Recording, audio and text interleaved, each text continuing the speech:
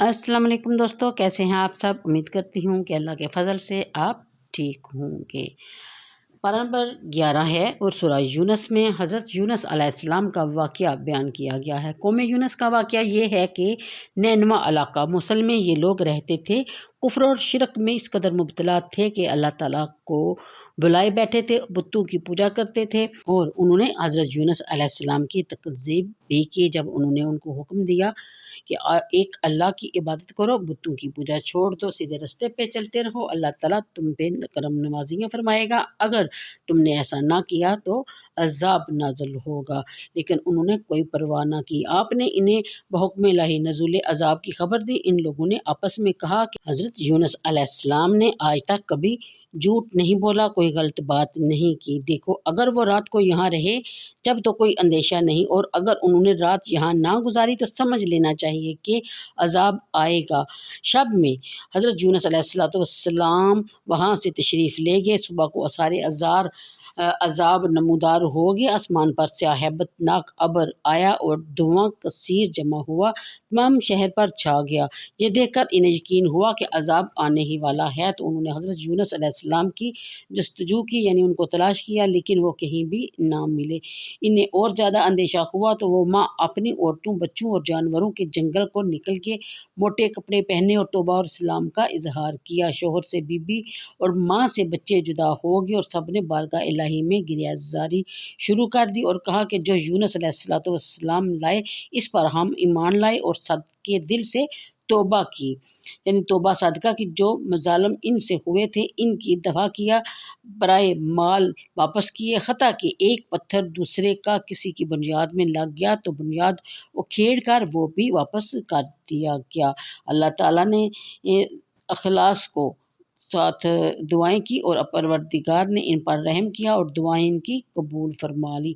अज़ाब उठा दिया गया। यहाँ ये सवाल होता है कि जब नुज़ूल अज़ाब के बाद फ़िरौन का ईमान और इसके तौबा कबूल करने का वाक़या है कि उसकी तौबा कबूल ना हुई, तो कौम यूनुस की तौबा कबूल फरमाने और अज़ाब उठा देने में क्या हिकमत है। उलमा ने इसके कई जवाब दिए हैं। एक तो ये कि कर्म खास था तो कौम हज़रत यूनुस के साथ।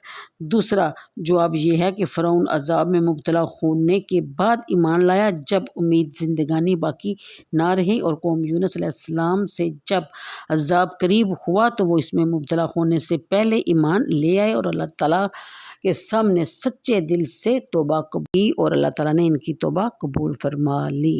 और उधर जब हज़रत यूनुस अलैहिस्सलाम अपनी कौम से तंग आ गए, बग़ैर अल्लाह का हुक्म जाने वहाँ से अपनी बस्ती को छोड़कर निकल गए। जैसे ही वह समंदर के करीब गए, कश्ती में सवार हुए।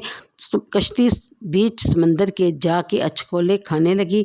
सब ने कहा कि यहाँ इसमें कोई अल्लाह का नाफरमान बंदा बैठा है जिसकी वजह से कश्ती डूबती जा रही है।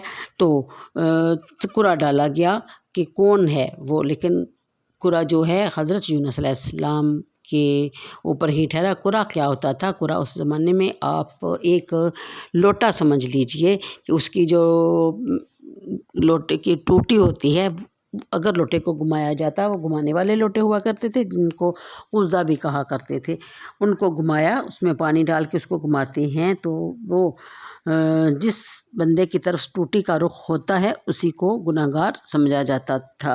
तो 3 दफ़ा ऐसा किया, हर दफ़ा वो टूटी जो है वो हज़रत यूनुस अलैहिस्सलाम की तरफ जाके रुकी। सब ने कहा कि हज़रत यूनुस अलैहिस्सलाम तो अल्लाह के नबी हैं, इन्होंने ये कैसे अल्लाह की नाफरमानी कर सकते हैं।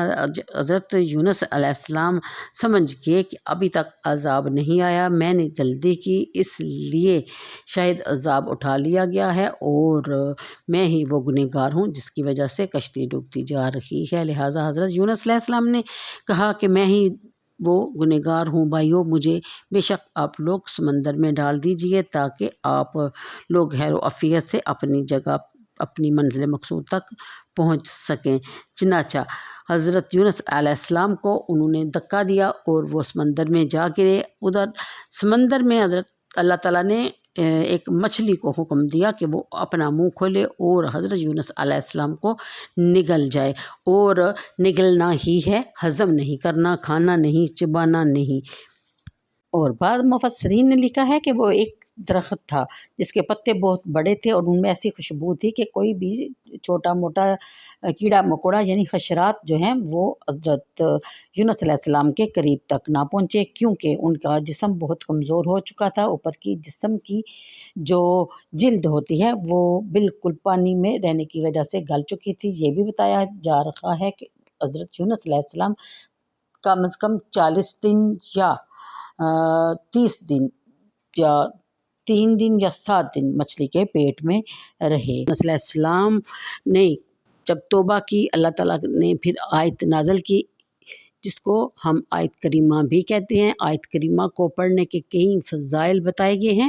ہم جب چھوٹے ہوتے تو ہمارے گھروں میں تقریباً ہر گھر میں دوسرے تیسرے دن یا کہ روزانہ ہی کوئی نہ کوئی محفل منعقد ہوا کرتی تھی، جس میں آیت کریمہ پڑھا جاتا تھا۔ لوگوں کی مشکلیں بڑی بڑی ہم نے خود اپنی آنکھوں سے ٹلتی دیکھی۔ جو سورہ یاسین پڑھی جاتی تھی، اس کے علاوہ اور بھی بہت سے ایسے نیک اعمال کیے جاتے تھے جس کے وجہ سے گھر میں برکتیں رہتی تھی، لیکن آج کے دور میں ہم لوگ سب کچھ بھلا بیٹھے ہیں۔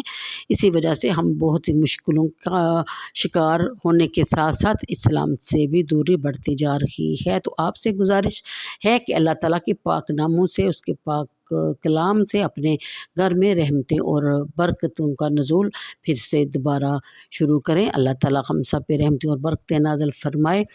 پھر کیا ہوا کہ حضرت یونس علیہ السلام نے پتہ نہیں کتنے سال، یہ بھی بعد میں بتاؤں گی جب ذکر آئے گا، ابھی تو میں کچھ بھی بتا سکتی ہوں، لیکن جو صحیح حقیقت ہے وہی آپ کے ساتھ شیئر کی جائے تو پھر بات بنتی ہے۔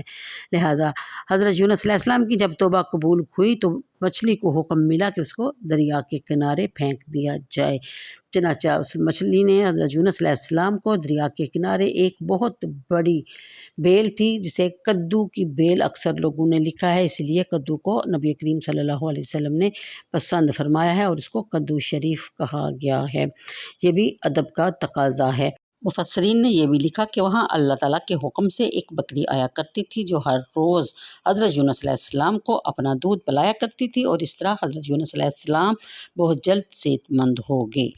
کہ جب مچھلی نے حضرت یونس علیہ السلام کو اگلا تو وہ اس طرح تھے جیسے ایک ماں کا بچہ ہو، یعنی بالکل کمزور، ویک سے بالکل، یعنی کہ جسم کی کھال تک جو ہے وہ نرم پڑ چکی تھی۔ اس لیے کدو کی بیل کا، یعنی اس کے پتے بڑے بڑے ہوتے ہیں، اس لیے دھوپ سے بچنے کے لیے کدو کی بیل کے نیچے یا اس درخت کے سائے میں وہ اتنی دیر تک رہے جب تک وہ بالکل صحت یاب نہیں ہو جاتے۔ صحت یاب ہو جانے کے بعد وہ اپنی قوم کی طرف دوبارہ جانے کا حکم ملا، اور اس طرح وہ حضرت یونس علیہ السلام اپنی قوم کی طرف واپس لوٹ کے اور کافی دیر تک اللہ تعالیٰ کی آسائشوں اور رحمتوں سے اپنی زندگی گزارتے رہے۔ یہ بھی مفسرین نے لکھا ہے کہ اس قوم پر قیامت تک کوئی عذاب نازل نہیں ہوگا۔ اس کی وجہ یہ بتائی جا رہی ہے کہ وہ پوری کی پوری قوم صدقے دل سے ایمان لے آئی تھی، اور اس سے پہلے کوئی ایسی قوم نہیں تھی جو عذاب دیکھ کے ڈرے اور سچی توبہ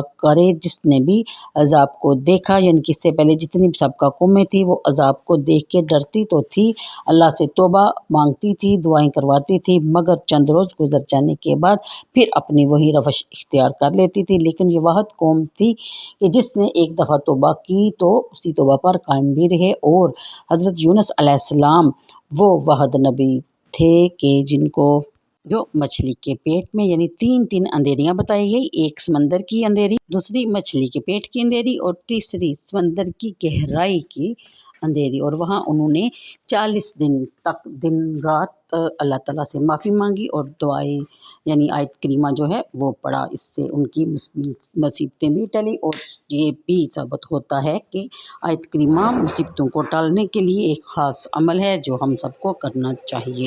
تو کیسا لگا آپ کو حضرت یونس علیہ السلام کا واقعہ؟ کمنٹ میں ضرور بتائیے گا۔ ویڈیو لائک اور شیئر کر دیا کیجیے، یہ آپ کی طرف سے صدقہ جاریہ بنے گا۔ اللہ حافظ۔